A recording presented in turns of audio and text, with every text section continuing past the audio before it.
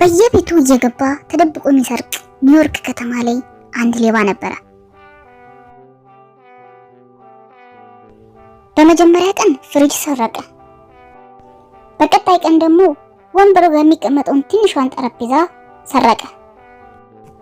ቀጣይ ቀን ደግሞ ከብሩስ ቤት ወንበር ሰረቀ። ቀጣይ ቀንም ኦቨን ሰረቀ። ታዲያ ከፌቢ ቤት ምንድነው ሌባው የሰረቀው? ኤ ጁስ መፍጫ፣ ቢ ቡና መፍጫ፣ ሲ ቴሌቪዥን፣ ዲ ሳይክል።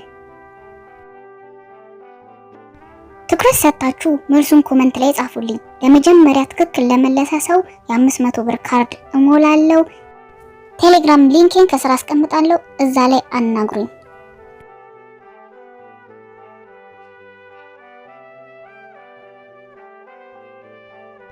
እሺ አሁን መልሱን መመለስ እንችላለን።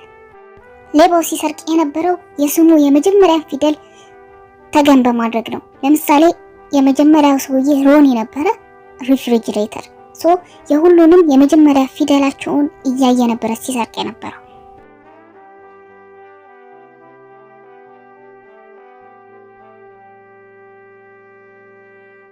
ስለዚህ የፔኒ ቤት ውስጥ የሰረቀው በፒ ማለት ፒንክ ነው። ስለዚህ በፒ የሚጀምረውን የመፍጫ ነበር የሰረቀው ማለት ነው። ወደ ቀጣዩ ጥያቄ እንሂድ።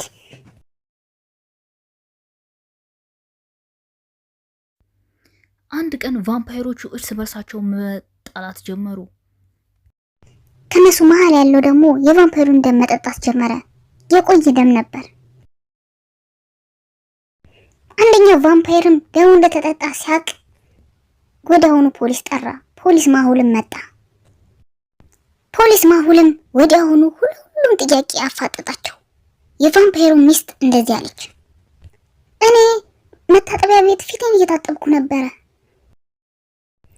የቫምፓየሩ ወንድምም ተኝቶ እንደነበረ ተናገረ። የቫምፓየሩ ልጅም ተጠየቀ፣ እኔ ሲጀመር ኳስ እየተጫወትኩ ነበር። የሁሉንም መልስ ከሰማ በኋላ ፖሊሱ ማን እንደጠጣው ማሰብ ጀመረ። ይህንን ደም ማን እንደጠጣ ኮመንት ላይ ቶሎ መልሱን ያገኘ ሰው የ500 ብር ካርድ ተሸላሚ ነው። መልሱልኝ።